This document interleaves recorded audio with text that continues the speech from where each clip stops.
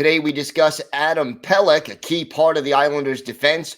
What will his role on the team be in the future, and why it's vital that Lou Lamoriello helps this team get younger this offseason. All that and more still to come on today's Locked On Islanders podcast.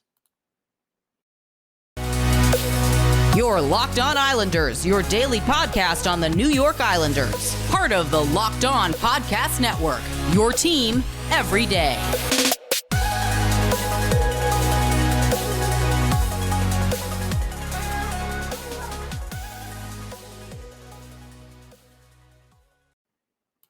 And welcome, everybody, to the Tuesday edition of the Locked On Islanders podcast. So glad you could join us and be part of the Locked On Islanders family. Thank you for making Locked On Islanders your first listen every day. We are free and available on all platforms. We've got a lot to discuss on today's show, but first, if you've got something Islanders related on your mind, if you have a question, a comment, a topic on something that we've already discussed, please feel free to send us an email.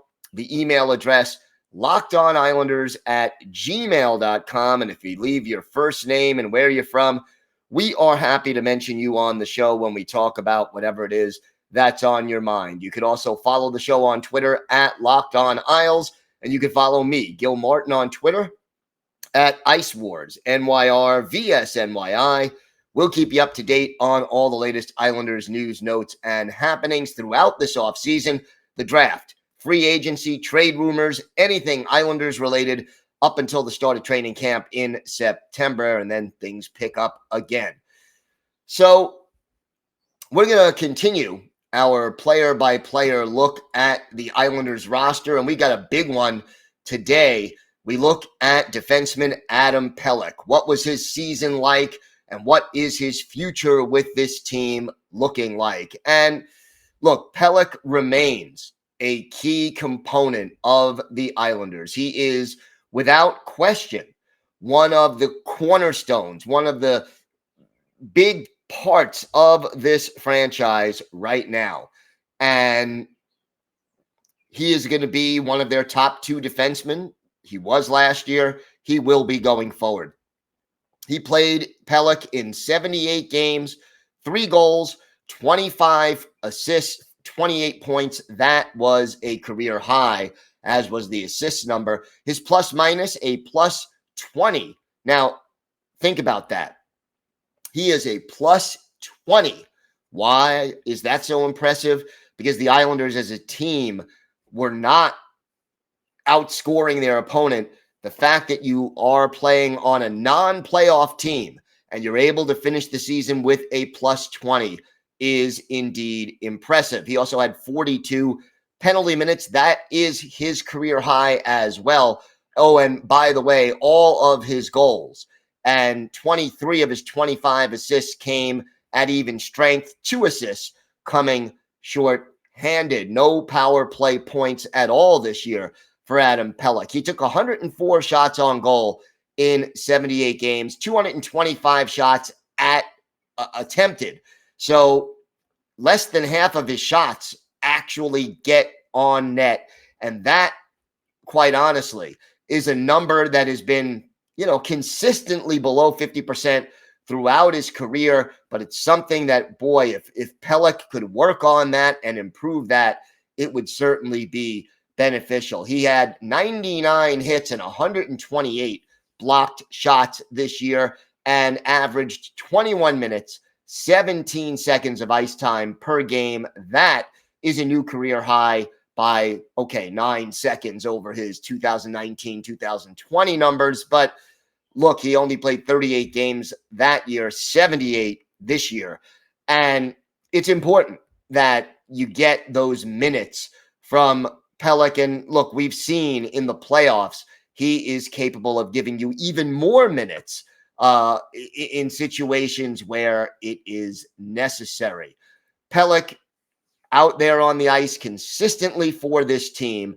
And I think there's very little doubt that going forward, Adam Pelech and Ryan Pulock will continue to be the top 2 defensemen on the New York Islanders. Now, neither one of them are offensive juggernauts. They both can give you some contributions on the offensive side of the ice, but that's not why they're there. You have Adam Pelech out there on the ice more than anything to help shut down the opposition's best players. And we've seen him do that in playoff series where he has limited some very big guns, whether it's, Crosby and Malkin or Ovechkin or Steven Stamkos. Throughout the years in the postseason, we have seen Pelech and Pulock do their thing and really give the Islanders, who are a defense-first team, a big jolt defensively. And, the beautiful thing about Adam Pelech, he is right smack in the middle of his prime. He's 27. He will turn 28 in August. So, you got to figure he's got 3, 4, 5 years left at his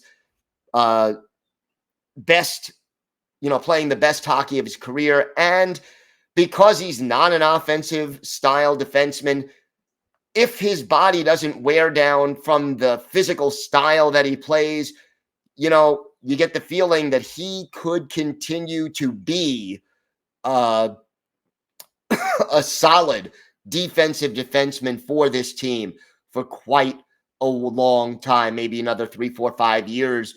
And even as he gets older, continue to be consistent defensively because of his size, because of his hockey intelligence, and the way he knows how to play the game in a very wise positional way, helps clear players away from the Islanders' net, helps keep opposing players on the perimeter.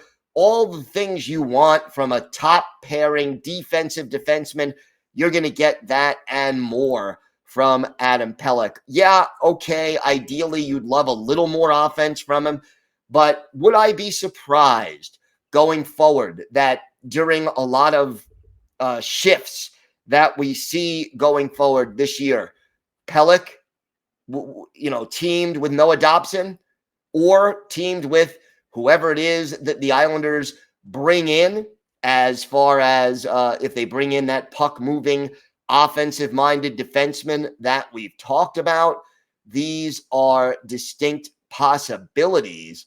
And it's something that, the Islanders would do, and it would give them, I think, a lot of confidence that they can get the job done and really contain some of the better players on opposing teams. So we'll see, but let there be little doubt that Adam Pelech is going to continue to be a major part of this team, a top minute player, and part of the core of this New York Islander team for the next several seasons. And I think he can have an even better year in 2022, 2023 than he had this past year, which was a solid season for Adam Pelech.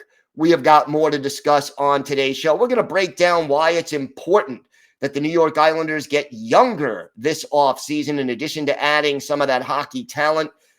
Plus, we've got our Islanders birthday of the day and a listener email. So all that and more still to come on today's Locked On Islanders podcast.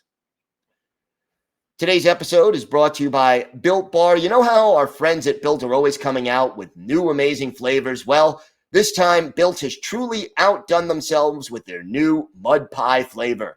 And for the first time ever, Built is introducing the new Mud Pie flavor in both Mud Pie Built Bar and Mud Pie Puff. Not sure what Mud Pie tastes like? Well, if you're a chocolate fan, you better sit down for this. The new Mud Pie bar is rich whipped cream and chocolate mousse, smothered in 100% real chocolate and topped with cookies and cream crumble. You've got to try Mud Pie as soon as possible, and you need to hurry because the Mud Pie bar and Mud Pie Puff are only available for a limited time. Visit Built.com to taste the deliciousness for yourself. Not convinced? Luckily, we saved the best for last. It's actually good for you. No, really, all Built products are low-calorie, high-protein, and low sugar.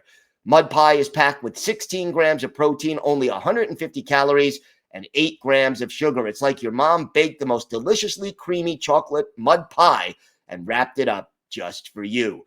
Mud pie bars and puffs are available at Built.com right now, but they're going fast because these are delicious. So go to Built.com, use promo code LOCK15. You can get 15% off your order. That's promo code LOCK15 for 15% off at Built.com. We have an important favor to ask you. We've put together a survey so we can learn more about listeners like you and make your favorite Locked On podcasts even better. This is your opportunity to tell us what you like and don't like about Locked On podcasts. So go to lockedonpodcast.com/survey right now to get started. It won't take very long, and everyone that completes a survey can qualify for a chance to win one of 10 $100 Ticketmaster gift cards. Take our audience survey. You go to lockedonpodcast.com/survey, and thank you for your help. So we have a listener email, and this listener wanted to remain anonymous, but writes, I hear a lot of talk about trades, but don't understand the basics. Can you please explain how trading works, which players are available, and what are waivers? I know this is related to contracts, but can you go over the lingo and how you could tell when someone is available to be traded or not? Also, what about the Bridgeport team? Have the Islanders bought the right to call up any Bridgeport Islander at any time, in which case they cannot get snapped up by another team? Thanks so much. No need to use my name if you discuss this on the show. So, first of all, thank you for your question. Trades, let's get simple. You could trade any player on your roster that's under contract unless there's a couple of things. Some players, as part of their contract, they have a no trade clause where they cannot be traded unless they agree to be traded. That is something that is negotiated when the contract is taking place. The other thing is there's some teams have a limited no trade clause, and they have the right to list 5, 10, 15, however many teams it's agreed to, teams that they would not want to be traded to. And again, they can waive that no trade clause. But if they don't, you can't send them to those teams. As far as players from Bridgeport are concerned, anyone on the Islanders' 40-man roster can be called up. But if a player has played more than a certain number of NHL games, they can only be called up a limited number of times before they have to pass through waivers. The player that comes to mind from this past year, Austin Czarnik. The Islanders tried to call him back up. The Kraken claimed him on waivers. Then the Kraken tried to call him back up. The Islanders claimed him back. So after you've been called up and down a certain number of times and you've played a certain number of NHL games, you are subject to waivers, and you will see some teams, try to avoid calling up players too often, or sometimes, you call them up on an emergency basis, but you're trying to limit the exposure that you have on waivers. And sometimes what happens is maybe you have a better player in the AHL, but because they may be taken on waivers, you don't call that player up. Or sometimes a player will be called up with the attitude of, okay, if they don't claim the player, we get to put him on our team and plug him in while so-and-so is hurt. If someone does claim him, though, maybe we clear up some cap space. So, the Islanders have had players on their roster that have been banished to the AHL mostly because of cap reasons. And, this sort of happens every season. Thomas Hickey was a cap casualty a few years back. He certainly was good enough to play for the Islanders, but because of his cap hit versus his value, they kept him down in the AHL, and they could have called him up. And if someone claimed him, okay, his cap hit is no longer part of the team's problem, and we can move on and clear up that cap space, or take him off the long-term injury list. So some of it is games with the cap. Andrew Ladd comes to mind. He was banished to the AHL. And the Islanders were able to, eventually deal him and have him taking him off the cap. But realistically, there is a little bit of a dance there when it comes to waivers. And, it becomes a question of strategically taking chances as to who you're calling up and why and how often and what it's worth. Wanted to talk a little bit about the age of this team, because there are a lot of very important players on this team who are on the wrong side of 30. And you go down the list: Josh Bailey, 32. Zdeno Chara, 45. Casey Cizikas is over 30. Cal Clutterbuck is over 30. Andy Green, over 30. Anders Lee, Matt Martin. Scott Mayfield is now 30. Brock Nelson is over 30. J.G. Pajot, Kyle Palmieri, Zach Parise, Semyon Varlamov. You're talking about a lot of players who play a key role on this team. And you have heard Lou Lamoriello refer to he needs to make some hockey moves this offseason. And we're still waiting for those hockey moves to take place. And there's no rush. I think when we get closer to the draft and to free agency next month, we'll start to see some of those moves taking place.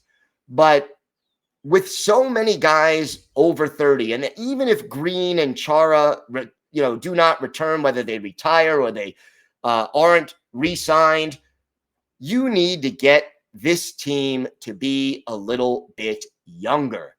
And it's important that the Islanders do that, because you have got some key players who are on the younger side. You got your Noah Dobsons and you Matthew Barzals, and you want those younger players, certainly Ilya Sorokin, and Oliver Wahlstrom. You want those younger players, Pelech, Pulock. You want to have those guys maximize their chances to contend. And the thing is, if you keep the team the way it is, the window for the Islanders to contend is going to quickly dry up, because you'll have diminishing returns from Parise, Clutterbuck, Martin, Cizikas, Bailey. These players may be able to provide you with 1 or 2 more years of what they've been, but eventually they are going to start really slowing down. And when they do, unless you add some youth to this roster, unless you fortify this team with younger players, and realistically, if the Islanders trade for a goal scorer, or if they sign a goal scorer as a free agent, you want to make sure, preferably, that player who may be a cornerstone of the team is going to be under 30 years old. Somebody who you can count on for the next 3, 4, 5 years. Look, if you're signing a free agent, a lot of the time you're going 6, 7 years of a contract. If they're 30 or more, again, you're going to see those diminishing returns. You have about $12 million of cap space. The Islanders have to use it, whether it's via trade or free agency. Obviously, the draft helps you get younger, but that takes 2-3 years before those players are ready. But the Islanders, Lou Lamoriello, has got to make some moves to get this team younger. And I'm not just talking about the average age. Green and Chara, if they don't come back, the average age of this roster goes down 3-4 years at least, just by those two guys not returning. But we need more than that. We need this team's core, the players they count on game in and game out, to have a few more younger pieces of that core in order to make this team continue to contend. And I think 2021, 2022 was a little bit of an aberration. You had the long road trip to start the season. You had a new home that diminished home ice advantage. You had injuries, and most importantly, you had COVID, all really hurting this team's chances of winning. But if you don't make this team younger, very soon, all these guys are going to really start hurting you. And each year that passes, right now, you could trade a guy like Josh Bailey. You could trade him because he still has value. But each year that he gets older, the value goes down. And again, you get less back for him, and the cap hit kind of stays the same. So hopefully Lou Lamoriello will take some time and figure out some ways to make this team younger, because if he doesn't, the window will close for this team's contention in a year or two, and that's not what we want for this Islanders team. When we come back, a member of the current Islanders is our Islanders birthday of the day. We've got that and a lot more still to come on today's Locked On Islanders podcast. Time now for our Islanders birthday of the day, and we're one day late, but we want to wish a very happy 22nd birthday to Islanders forward Oliver Wahlstrom. Wahlstrom turned 22 yesterday. The Quincy, Massachusetts native, drafted 11th overall in the first round by the Islanders back in 2018, spent 1 year at Boston College, made his Islanders debut in 2019-2020, and has been more or less a full-time Islander for the last 2 years. Had 13 goals, 24 points this year. All of those numbers were career highs. But again, I think, especially after the fairly quick start, that Wahlstrom disappointed a lot of people this past season, that the so-called sophomore slump. We are going to go back and look at one of his better games as an Islander, and I know Oliver Wahlstrom has a lot more in him, and I think that switching coaches to Lane Lambert may be a big help to Oliver Wahlstrom. So, October 19th, 2021, at the United Center in Chicago, Islanders and Blackhawks. Ilya Sorokin, the goalie for the Islanders. Marc-Andre Fleury in between the pipes for Chicago. No scoring in the first period, but in the second, Anthony Beauvillier scores his first of the year, unassisted at 4:08. Isles up 1-0 after 2 periods. But in the second period, it's our Islanders' birthday of the day, Oliver Wahlstrom, his second, unassisted, just 48 seconds in. And then 8 minutes and 3 seconds later, Wahlstrom is third from J.G. Pageau at 8:51. Cal Clutterbuck scores an unassisted goal at 11:06 to make it 4-0 Islanders. And then Mackenzie Entwistle gets the only goal for Chicago. Kirby Dach and Eric Gustafsson with the assist. But the Islanders win this one by a score of 4-1. Ilya Sorokin, 39 saves in a game in which the Islanders were outshot 40-29. But for our Islanders' birthday of the day, Oliver Wahlstrom, 2 goals. He was a +3, and he had 8 shots on goal. And I'll tell you, one of the great things about Oliver Wahlstrom, he's not afraid to shoot the puck. And we all know the Islanders need players who are not afraid to shoot the puck. So hopefully Wahlstrom breaks through this year. I think his ability to take a big step up is going to be key for this Islanders team next year. Thanks for making Locked On Islanders your first listen every day. We'll be back tomorrow. We'll take a little peek at the Stanley Cup final, which is about to get underway. We'll do a little preview of that. Plus, we will have a look at Ilya Sorokin's season and a look ahead at his potential role with the Islanders. Now make your second listen Locked On NHL. Locked On NHL covers the playoffs like no other. Hear the latest news and opinions from local experts every Monday through Friday. It's free and available where you get podcasts. Have a great day, everybody. Stay safe. And of course, let's go Islanders.